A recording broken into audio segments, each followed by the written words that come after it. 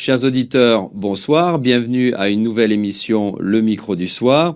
Aujourd'hui, je reçois deux producteurs de films, John Florescu et Dan Dragicescu.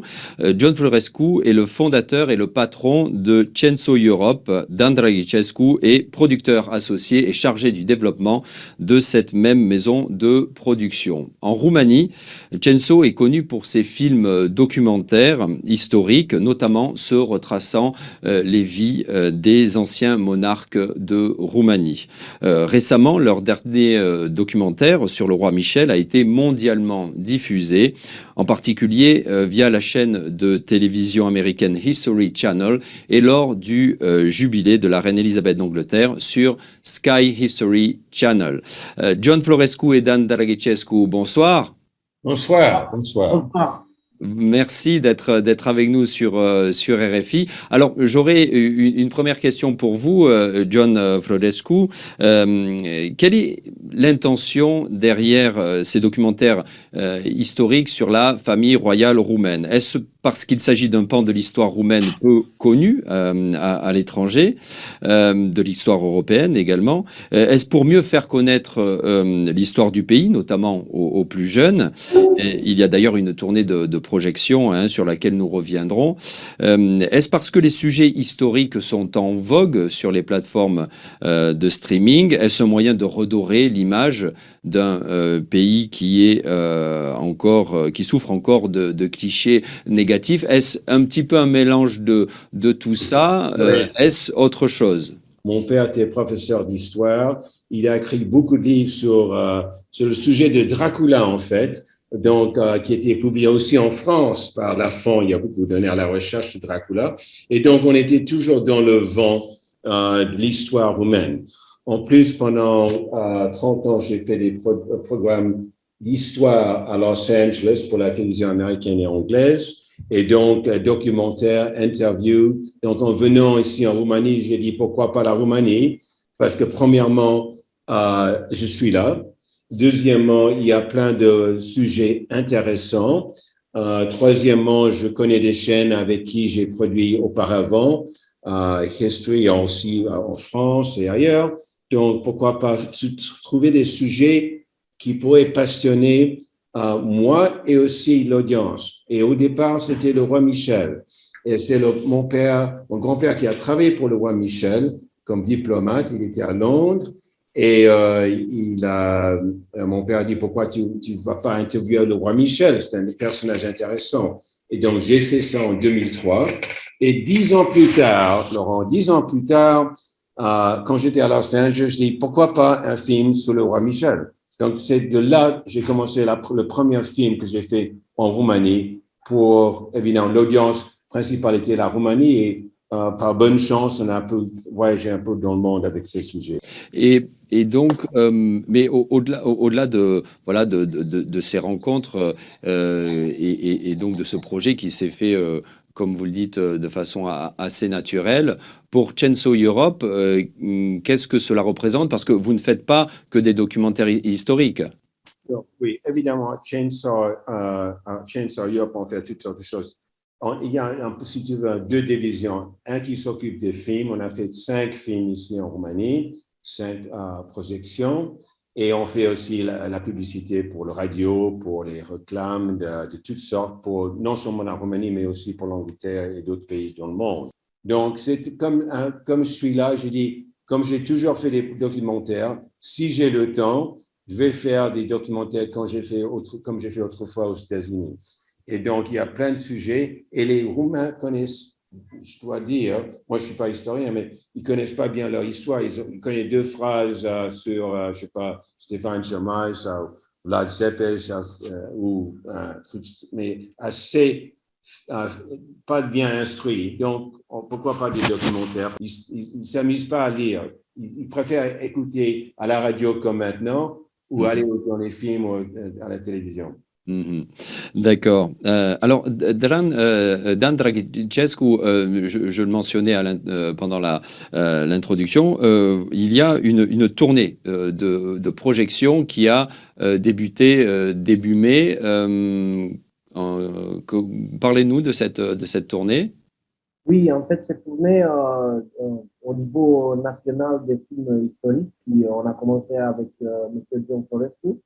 On a initié au début, en 2019, la première partie, qui était interrompue par la pandémie en 2020. La dernière projection, on a eu en février 2020 à Petroșani, en Palagiului, avec les familles des mineurs dans un cinéma à Petroșani où c'était plein. Et après, on a pris la pause comme tout le monde à cause de la pandémie et on a recommencé cette année en mois mai avec John ce tournoi à Bucarest et on a fait déjà, John il était à Timișoara, on était ensemble à Brașov et on a une continuation toute l'année jusqu'à la fin d'année où on va finir à Alba Iulia pour l'événement d'histoire de cette année, le centenaire de la couronne de la Reine Marie.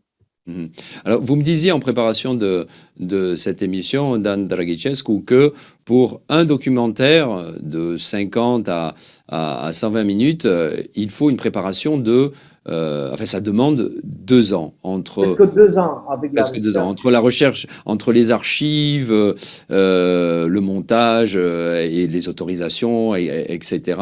Et vous me disiez également que vous avez évidemment des historiens attitrés que vous avez sélectionnés. Parlez-nous de ces historiens. Avec qui travaillez-vous? Oui, avec John, on a choisi Monsieur Nagu Juvara qui a travaillé avec nous la première film La Guerre du Roi et puis le film Maria Imaromie, la Reine Marie. Puis on avait la chance de travailler ensemble avec lui. Il apportait beaucoup un sujet d'histoire et aussi la diplomatie de la Roumanie de l'époque. On a aussi travaillé avec Monsieur Jan Sputu, l'historien connu qui fait partie de l'Académie. Et aussi, John, il a mis dans le projet aussi le président de l'Académie roumaine, Ioan Aurel Pop, qui a travaillé avec nous dans le film de la Reine Marie aussi. Mhm. Mais aussi, on a des historiens internationaux comme Catherine Durandin, mais aussi Wesley Clark, qui est un ancien militaire des États-Unis. En fait, John, il peut vous dire plus de Wesley Clark parce que c'est son apport à ce niveau des États-Unis. Mhm. Mais précisément, John, qu'est-ce que Wesley Clark a apporté et apporte à vos documentaires? Oui, en fait, Wesley Clark c'est l'ancien tête de longtemps, mais c'est pas un historien, c'est un militaire, c'était le chef de NATO. Et donc, il a fait des commentaires justement sur le caractère et les caractéristiques personnelles du roi qui avait carrément le caractère de confronter Antonescu en 1944. Donc, il a parlé un peu de ça, il a mis ça dans un contexte historique. Mais généralement, quand on lance ces choses, j'essaie d'avoir des historiens globalement qui sont très connus. Par exemple, Margaret Macmillan, qui est Regius Professor à Oxford, et la plus grande experte sur le paix de Versailles après la Première Guerre mondiale. Donc, elle était un des interviews clés, y compris des plus grands experts sur Wilson, qui était à Paris, évidemment, à la fin de la Première Guerre mondiale. Donc, on essaie d'avoir, ou à Moscou aussi, on a eu des historiens extrêmement connus et respectés. Donc, ça compte beaucoup parce que l'équipe est en fait internationale. Nous avons des gens à Paris, en Angleterre, aux États-Unis et aussi en Roumanie. Évidemment, en Roumanie, c'est plutôt l'équipe de production. Ailleurs, c'est la recherche parce qu'on touche sur environ, avec la Reine Marie, je pense qu'il y avait 13 ou 14 noms archives historiques. Donc, ça compte énormément parce qu'on touche sur des sujets. On essaie de faire des films, ce qu'on a dit, des films of record, c'est-à-dire des films qui restent. Qui restent. D'accord. Et précisément dans votre dernier film sur Laura Michel, il y a un entretien exclusif. Alors, vous l'avez longuement interviewé, Laura Michel, John Florescu. Parlez-nous de lui. Qui était-il? C'était un monsieur modeste, profond, spirituel et avec un patriotisme conscienté. On a passé 2 jours ensemble. On s'arrêtait pour... C'était quand exactement? En 2003, Mhm. en août. Et c'était à le palais Elisabetta. Et à l'époque, comme j'ai dit, j'avais aucune intention de faire un film. Je voulais simplement enregistrer ces mots pour une université aux États-Unis qui ont un genre de bibliothèque, des gens très connus qui sont, mettons, pas sur le point de mourir, mais qui ont eu un impact historique, qui sont peut-être un peu oubliés. Enregistrement son. Son. Mhm. Et donc, ça, c'était pour Duke University. Et j'ai justement, par hasard, 10 ans plus tard, j'ai dit, OK, pourquoi pas. Donc, avec le roi, il a un aspect très anglais. Il parle avec un accent anglais comme s'il était anglais. Il avait même son costume, son jacket et un tweed de Londres. Quand il était fatigué, on s'emmenait un peu dans le palais ou dans les jardins. J'ai parlé avec sa fille aussi à ce moment-là, qui était justement extrêmement aimable parce que c'est grâce à elle que j'étais présenté au roi. Et donc, j'ai trouvé quelqu'un qui, pendant ces quelques heures, a bien réfléchi de ce qu'il parlait. Il a parlé de toutes sortes de choses. Par exemple, en quelle mesure est-ce qu'un roi est utile pour un pays moderne, si tu veux, comme on voit en Angleterre. Donc, il y a une reine constitutionnelle. Et donc, il me disait que dans cette situation, il est né avec le pouvoir, il est né roi, donc pas un roi officiel, mais il est tout de même roi de Roumanie. Il a cette poste, si vous voulez, pour toute sa vie. Il n'a aucune obligation de être réélu. Il n'a un désir de se affilier avec des groupes politiques de droite et de gauche. Il n'a aucun besoin d'argent. Comme il a dit, j'ai tout ce qu'il faut. Et donc, je suis là à servir la patrie, à servir la Roumanie. Et donc, il a dit que je suis un genre de juge-arbitre dans un match de football.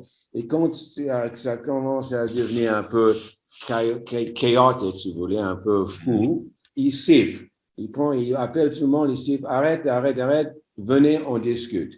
Comme peut-être, si vous voulez, en Angleterre, tous les jeudis, la reine reçoit le Premier ministre et dans son opinion, la reine en Angleterre a aussi le pouvoir de dissolve le gouvernement. Et elle a ce pouvoir. Donc, on ne peut pas dire qu'il demandait grand-chose, mais je pense que le fait qu'il était obligé de quitter la Roumanie avec un fusil à sa tête, c'est-à-dire vous signez cet acte d'abdication ou sinon on va tuer 1000 étudiants, ce fait qu'il était obligé de faire ça, pour lui, c'était un élément qu'il ne pouvait pas accepter. Rappelez-nous la date, c'était quand ça? C'était la date de l'abdication était en 1947. 47, C'était d'accord. le 28 décembre, 27 décembre par là. À la fin décembre. Oui, fin décembre. Et donc, il avait quelques jours à mettre tous ses papiers en ordre, d'aller à Sinaï, de prendre ses choses. Et il était bien surveillé quand il prenait ses choses, il peut être sûr. Tout le monde, il y avait des gens partout. Lors de l'entretien, John Florescu, est-ce qu'à un moment donné, il vous a demandé d'éteindre l'enregistreur, de parler off the record, de vous dire des choses qu'il ne préférait pas qu'elles soient enregistrées? Non, il était très ouvert. Mhm. Et en fait, pour le premier film, on a utilisé environ 20 minutes et on avait environ 8 heures d'enregistrement. Donc, en fait, d'après le palais, c'était le plus long enregistrement qu'il a fait. Et je voulais essayer de l'encourager de dire des choses positives sur son père. Évidemment, avec son père, il avait des moments difficiles, le fait qu'avec tous les amants et tout ça. Et donc, j'ai essayé 2-3 fois de l'entamer, d'essayer d'attirer à dire des choses, une chose positive. Et il a dit, en parlant de son éducation, en parlant de sa jeunesse, il a dit, I am grateful to my father for what he did for my education. I will always be grateful to him. Et c'était tout. Il Par était ça, il voulait reconnaissant à son père pour l'éducation qu'il lui avait donnée, et c'est tout. au palais, l'école paladine, et il y avait des enfants de toutes couches sociales, de tout point de la Roumanie, et donc c'est une éducation assez démocratique, si vous voulez. Mais il a beaucoup apprécié. Et justement, c'est ce côté modeste et ouvert qu'on retrouve même à la fin de sa vie. Je regrette qu'il n'a jamais vu le film lui-même, parce que quand le film était fini, j'ai eu l'idée de le montrer, parce qu'il m'a fait le cadeau de me donner cette interview. Donc, j'ai dit, je pourrais au moins faire le cadeau que lui voit ça avant tout le pays. Et donc, j'ai proposé d'aller en Suisse, mais à ce moment-là, je pense qu'il n'était pas suffisamment bien physiquement ou mentalement de bien absorber. Donc, ça, c'est un de mes regrets personnels. D'accord. Dan Dragicescu, vous avez également produit d'autres documentaires sur la famille royale et notamment la reine Marie. Alors, vous, de votre côté, qu'est-ce qui vous a le plus touché chez la reine Marie? C'est bien que la reine Marie, c'est un peu différent que, bien sûr, que le roi Michel. C'est une femme puissante, c'est une femme moderne pour l'époque de 1920 qui, avec son charme, elle a bien géré notre diplomatie à Versailles autour des politiciens roumains comme Brătianu ou comme Lahovar, l'ancien ambassadeur de Roumanie à Paris à l'époque. Lors de la Première Guerre mondiale, oui. En Première Guerre mondiale, bien sûr. Mais aussi, on a vu avec John, la reine Marie, par les yeux de Hanna Pakula, qui c'est son biographe officiel en vie qui habite à New York. Et John avait l'idée fantastique de l'amener en ce film, en fait, pour amener son bouquin, la dernière romantique, comme colonne vertébrale de la film Maria Inima României. Et aussi, dans les recherches, on a trouvé aussi des diplomates français qui parlaient génial de la reine Marie, comme le comte de Saint-Olaire, qui c'était un ancien ambassadeur de France en Roumanie aussi pendant la Première Guerre mondiale, qui disait à l'époque, je crois qu'en Roumanie, c'est un seul homme, ça c'est la reine Marie. Donc je crois que ça dit tout d'une femme très puissante et influente au niveau aussi des Balkans, mais aussi de l'Europe, comme elle était née en Angleterre avec deux mères russes, donc elle partageait cette tradition familière entre Angleterre, la Russie et bien sûr la Roumanie. C'était une femme moderne pour l'époque qui représentait très bien la Roumanie. Et vous m'avez dit que tous ces documentaires sont allés également, ont été présentés lors de festivals en France et ailleurs. Oui, notamment, on a eu la chance d'aller avec La Guerre du Roi, le premier documentaire sur le roi Michel que John a produit à Pessac, qui c'est la plus grande festival d'histoire de France. Et puis, on était invité par Henri Bello, le sélectionneur de ce festival. C'est un genre au niveau culturel, historique très haut. Et après, on était aussi avec la reine Marie et aussi le roi Michel à Munich pour le festival des films roumains en Allemagne. John, il a présenté les films aussi à Londres, via ICR, dans les maisons culturelles qu'on a ailleurs, mais aussi par des ambassades. On avait des projections spéciales par des ambassades roumaines dans l'Europe, avec le ministère des Affaires étrangères, parce qu'on a découvert, et puis on s'est fait applaudir à ce niveau, que ce film historique sont des bons ambassadeurs pour l'histoire de la Roumanie, pour l'histoire moderne. Donc, ils ont très bien reçu au niveau diplomatique aussi. Mhm. Et comment vous arrivez en termes de financement, comment ça se passe? Comment vous arrivez à produire ces documentaires? Bah, on a des sponsors privés. Je peux dire, John peut confirmer aussi que l'État, on a essayé plusieurs fois de travailler avec l'État roumain, mais on n'a pas réussi. Je ne sais pas exactement pourquoi, parce qu'on voit le succès de ce projet en Roumanie et aussi ailleurs. Mais on a comme le plus grand supporter qu'on a, c'est un sponsor privé, Banca Transilvania. Mhm. Et puis dans le tournoi, tournée qu'on fait au niveau national, on a des sponsors comme Groupama de CCIFR, on a BAT Roumanie, on a Nuclear Electrica, et tout ça côté Historician, bien entendu. Et puis, on remercie beaucoup les supporters parce que sinon, on ne peut pas amener l'histoire gratuitement pour les projections dans les cinémas, dans les centres culturels, mais aussi dans les usines. On avait de grandes expériences avec des projections dans les usines. John, il peut vous raconter qu'est-ce qu'on a, comme on était bien reçu à Zalău, dans une usine qui appartient à Tenaris. Mhm.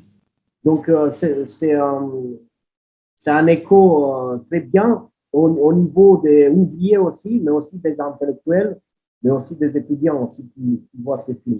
Mhm. Le problème avec ça, Laurent, c'est que Oui. les fonds de l'État n'iront jamais à des films historiques. C'est des films chers, c'est des films qui coûtent même à $400,000. Donc, c'est pas dans les budgets. Ce qui coûte cher, c'est surtout les droits? Non, on a une équipe de 15 à 20 personnes qui travaillent avec ça. C'est le droit des archives, c'est le fait qu'on filme dans le monde entier, c'est le fait qu'on colorise, par exemple, le film qu'on a colorisé à Paris, parce que les gens les plus calés pour ça sont en fait une équipe parisienne. Et donc, il faut aller avec comme Banca Transilvania qui était là au départ, le chairman Horace Trucella, qui était là au départ, a financé avec d'autres, mais principalement lui, tous les films qu'on a fait. Donc, je suis énormément appréciatif. Et de l'État, c'est pas vraiment leur truc. Et les chaînes nationales n'ont pas les budgets de faire un film pour faire un film, que ce soit sur la Roumanie ou aux États-Unis ou en France, ça coûte ce que ça coûte. Donc, c'est cher. Et pour bien faire, il faut, c'est coûteux, il faut payer. Alors, vos documentaires ont eu ces dernières années un vrai retentissement. Vous avez gagné des prix. À moyen long terme, votre source, non pas d'inspiration, mais tout simplement vos archives et autres, eh bien, on pourrait penser qu'elles vont se tarir.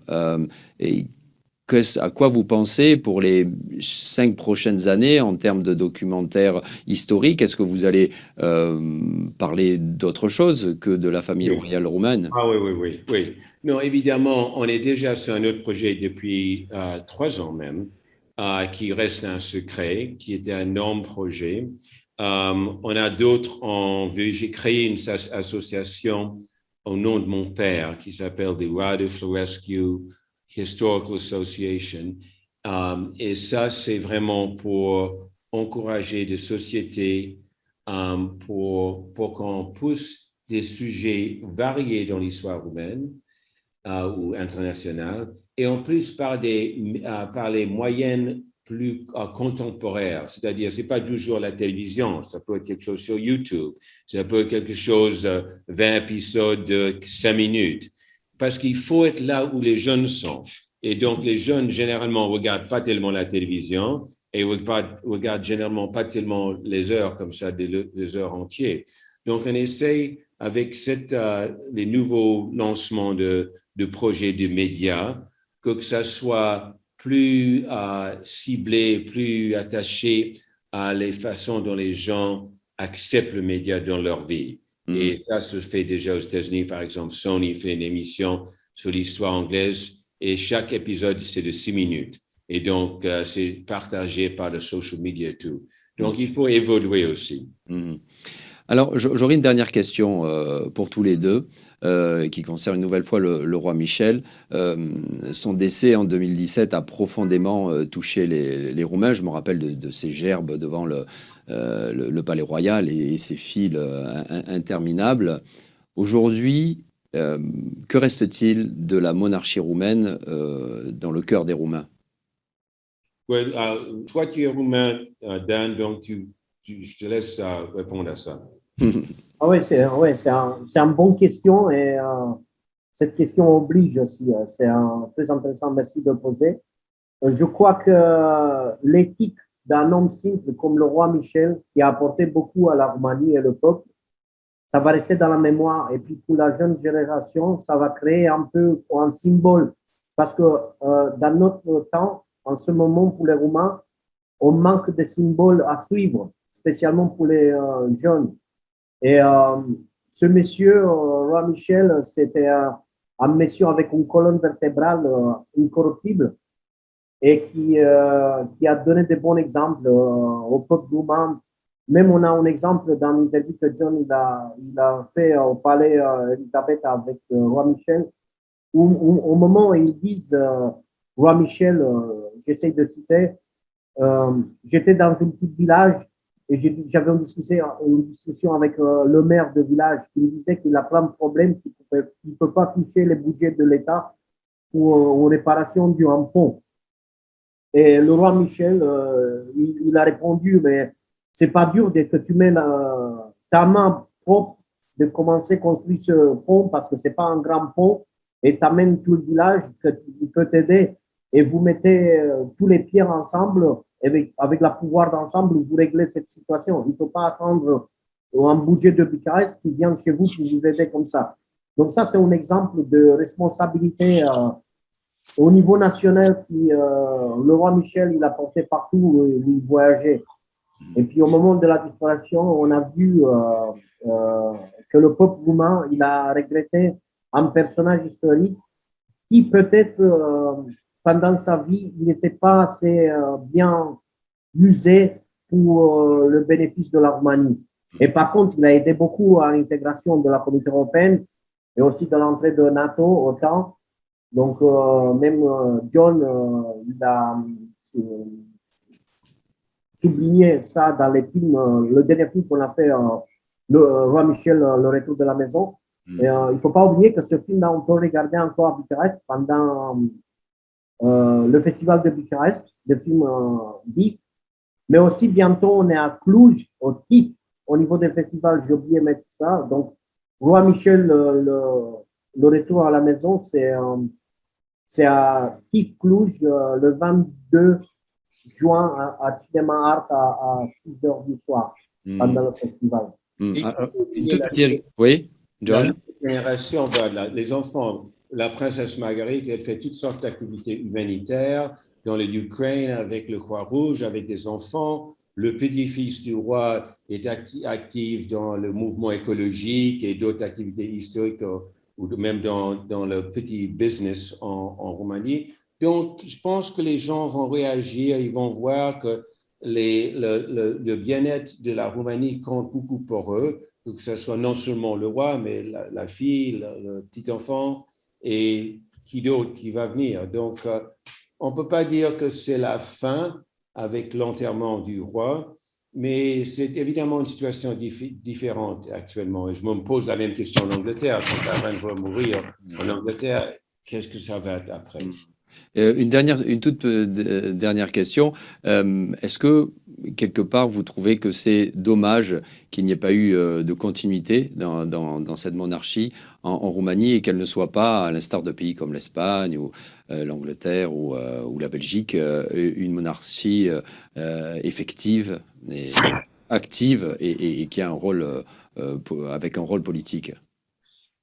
Moi, je trouve qu'une monarchie constitutionnelle, ou comme tu cites l'exemple de l'Espagne ou du Belgique, peut apporter des biens au pays. Donc, dans ce mesure, c'est utile, je pense. Il y a des liens, évidemment. N'oubliez pas que la reine Marie a eu un effet énorme à Paris en 1918 parce qu'elle connaissait tous les autres Et on le voit bien d'ailleurs dans votre documentaire, hein. Oui. Mhm. Même avec l'OTAN, c'est le roi qui a bien aidé par ses liens, sa famille, à pousser d'autres pays, républiques européennes. Donc oui, je pense que ça peut jouer un rôle utile.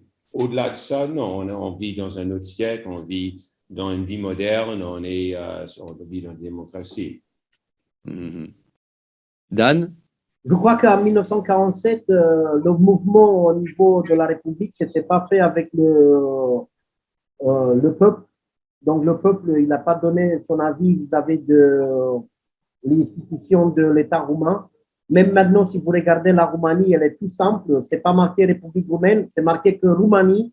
C'est pas, elle n'a pas le mot République dans la communauté européenne. C'est simple Roumanie.